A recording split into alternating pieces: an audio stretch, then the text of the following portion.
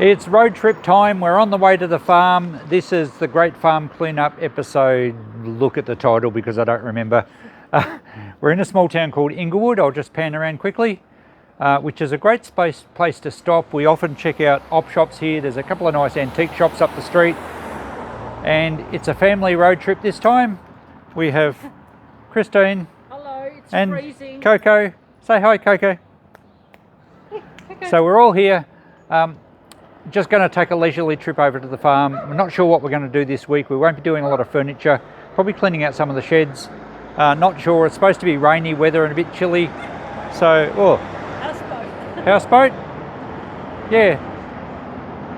Take it to our private lake, please. All right, we'll see you further along in the trip, and we might duck into some op shops and see if we can buy something on the way. So I'm inside one of the shops we love to come in. It's the Inglewood Emporium. They always have some really cool stuff in here. It's really nicely laid out, well presented, a good range. Here's the retro area. I'll have to go and tell Christine there's some nice West German vases and jugs here. There's some beauties. They're big. So yeah, a big range of stuff. They have lots of really rustic stuff, which I like. You see these massive big sheep yard gates, really represent sort of rural Australia. And I was always going to make some of these. I still might one day, but they're just nicely weathered. What have I got? $2.75 on that one. Old timber things. And I often mention that furniture is very hard to sell. Well, furniture generally is, but the older colonial style stuff, and I was just looking at a couple of cupboards here, you know, handmade cupboards out of old floorboards, early meat safes. This sort of furniture does sell very well. I love this huge big blue cupboard here made out of lining boards. It looks like it's actually sold. That's massive. That would be 10 feet high. Fantastic old cupboard. So yeah, really enjoy coming in here. It's always great just to look at the stuff they find. Kitchen dressers are still quite popular, those ones. Nice old meat safe there. So a good range of stuff. If you're in Inglewood, if you're local, by all means pop in here and have a look. They've got some oil boxes up the top. I know we've got baking powder and Cooper's dipping powder. I think there'd be oil boxes somewhere. Some nice KitchenAlia canisters, old enamelware, the big shearers teapots. I get a few of those and they sell pretty well. That's not a bad price for that. The coffee pots, the big boilers, and then we have our kitchen appliances, our mincers, bean slicers. Really nice range of stuff. Another room here, lots of colour, lots of books. Really, oh, we've got some old tools down here. It's rarely I'd actually buy something from shops like this, but occasionally I pick up a few things.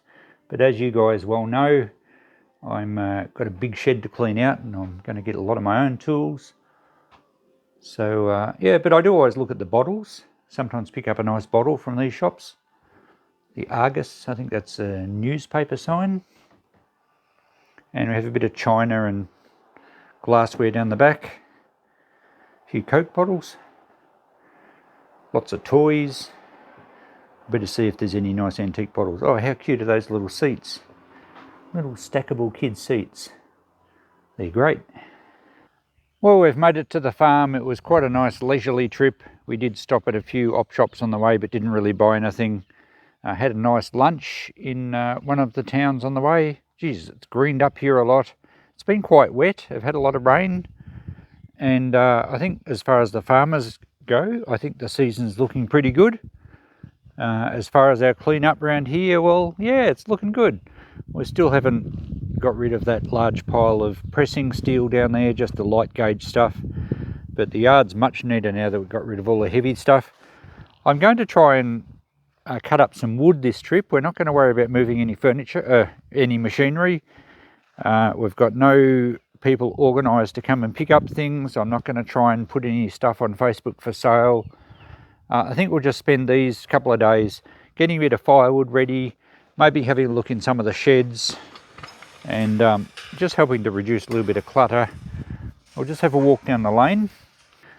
It's fairly muddy out here and everything's grown a bit, but I think we can get rid of some of this big wood pile. I think that would be a good challenge for this trip. We're going to be here. It's Monday afternoon. We're going to be here till Thursday. We'll go home Thursday morning.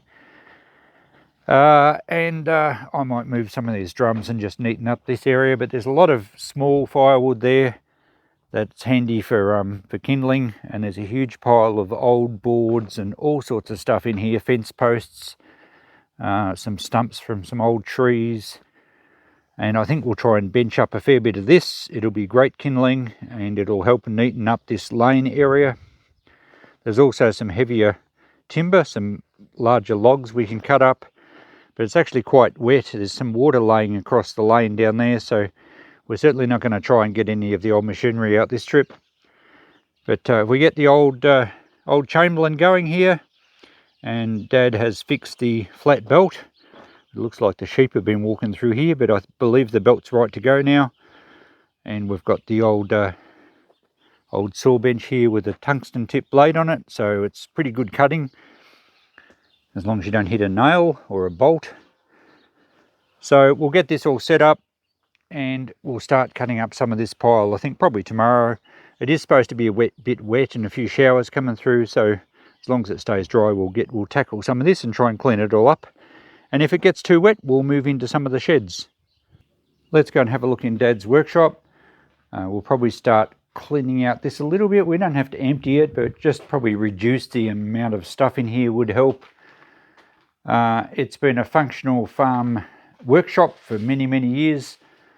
And I think originally it was probably one of the first garages for that when cars first came to the area. And I think this end initially was a generator shed, because we didn't have mains power through here until I think the 60s. And then over the years it's been changed numerous times.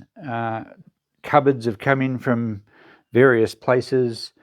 A huge big safe here apparently came from a general store in a small town near here where my mum actually grew up. And I believe there's a bit of a story to that safe. I think it was actually stolen from the business premises, and it was actually found down near the creek. And I don't know if they'd used explosives or something, but they'd broken into it. So it has a bit of a story, but it's a great storage cupboard. Not sure what we'll do with it eventually. I might take it back to the shop if I can move it. We have a lot of plumbing fittings and stuff that Dad doesn't use anymore, so we're going to go through these. There's going to be a lot of brass, so we'll take all the brass back, and we'll probably do another scrap run at some stage soon, and this will certainly add some weight. Some good pieces of brass in here. So we'll go through that. The old poly pipe fittings we'll probably box up and maybe sell through the shop, but it's pretty hard to sell second-hand poly fittings these days. Even though they're pretty expensive to buy new, I think they've changed the design a bit. There's lots of just general clutter. When you have a farm workshop, you keep everything because, you know, the saying, it might be handy one day, and it's often the case. Dad's always done his own maintenance, and you really do need a well-stocked workshop full of all sorts of junk. So there's lots of bits and pieces of steel offcuts under the bench that probably we could clean out. Check out the really old drawers here. They're early, they could even be late 1800s out of a chest of drawers, and they've been modified just as basically storage drawers under the workbench. What else have we got there? Just lots of scrap bits of metal. Various cupboards have been put to use for storage. There's some more really old drawers. That old bench is probably an original shop counter, I suppose, and might have had a new top on it. So yeah, we could probably declutter in here a little bit without actually emptying the place. Just, you know, it'll make the emptying job eventually a lot easier if we, you know, gradually peg away at it. I've featured this in a video once before. Dad made this. It's a cut-off saw or a diamond tip saw for cutting gemstones or cutting rock. And we actually did a video, and if I can find it, I'll link it up above. And we cut the tops off some old cod bottles. Worked very well. It runs in kerosene, I think, as a lubricant. And it just cuts its way carefully and slowly through rocks. And I think Dad's been cutting some here. And that looks like a piece of agate. So yeah, he's been cutting up a few. I think that one's rhyolite. It hasn't been cut, but you can see it's got a nice sort of strata look to it. I think it's a volcanic rock. And the whole thing runs off a weight. It's just got a weight here that gradually draws the blade through whatever you're cutting. We've got a few other gemstones and rocks. It's been a hobby of my parents for many years over in the other shed. We might go and have a look at that. So this is kind of affectionately known as Mum's shed. In fact, it's probably more than affectionately known. I think she would claim it outright. She's done a lot of gemstone stuff here. Here's a homemade tumbler, which just basically rolls large jars over and over again for tumbling gemstones. And she looks like she's been working on some other stuff here. Here's some that have been cut on the saw. So they come up really well. In fact, they look better if they're wet, or if you give them a bit of an oil. It really brings out the colour. That might be a jasper, I'm not sure. That's a petrified wood. So yeah, there's some nice nice samples here. I don't know what that is. So anyway, they look nice, presented as slices, and then there's little rocks that I think are known as thunder eggs, and you cut them in half and they sometimes have crystals inside them. So a bit of a selection there. This is a little vibrating tumbler. It has a rubber type canister going here, and it just vibrates at a very high oscillation, and you put a grinding compound or a grit in with the gemstones and it brings them all up nice and smooth. So that's obviously about to be used. I think it has been used. These old cupboards are the original cupboards that were in the farm kitchen when I grew up. I guess they would probably date to the 60s, but they make great shed cupboards moved out here. So there's gemstones and rocks everywhere you look out here. That's an interesting piece. Almost glows. I don't know what that is. Yeah, very vibrant colour. I should bring a black light out here. They might really glow. Here's some that have actually been in the tumbler. So it turns them into almost like river pebbles, but highly polished. And they look great. We'd probably sell them as fish tank rocks. So we're going to have to clean all that out eventually. I mean, Mum's still quite happy to tinker with her rocks and polish them and do everything else. There's a nice display cabinet here. I used to have a cabinet like this in my shop. And there's all sorts of little they've been in the tumbler, little polished gemstones.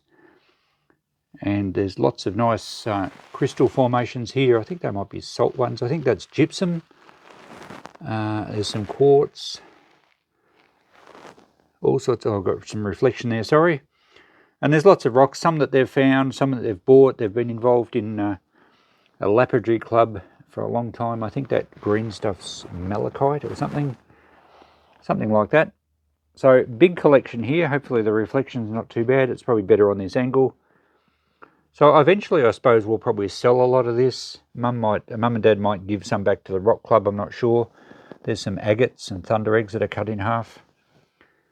And some more that have been sliced up. So yeah, nice little display. It's kind of a shame it's locked away in a farm shed, but eventually I suppose we'll move it on. So there's not a lot else in here really. There's a fair bit of stuff in here, and it's just general farm storage and shed cupboards that aren't really of any value. It's pretty organised really. I mean, Mum will probably say it's not, but it does look very organised. Probably just needs a bit more time in here to sort it out.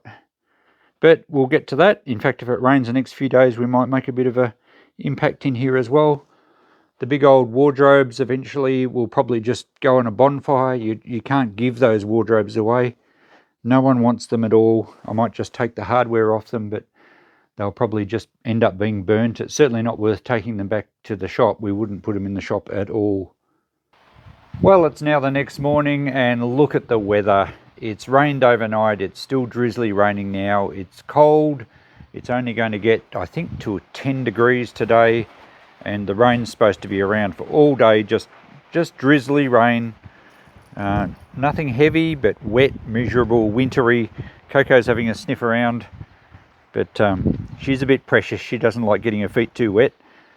So that's called an end to our wood cutting today. Hopefully we'll be able to get a bit done tomorrow, but I think I'll be keeping well out of the open environment today. And we'll probably make a bit of a start on Dad's shed. We were talking this morning, we might actually light the heater over here. This is a heater that I made years ago out of truck brake drums. We actually did a few versions. This is the vertical version. We made a horizontal one as well. And they're just actually 3 drums, 2 welded together with a lid at the top. and a very simple flue straight up through the roof. And it works really well. So perfect day to light the shed heater, and we might get in here and start sorting out some stuff in cupboards.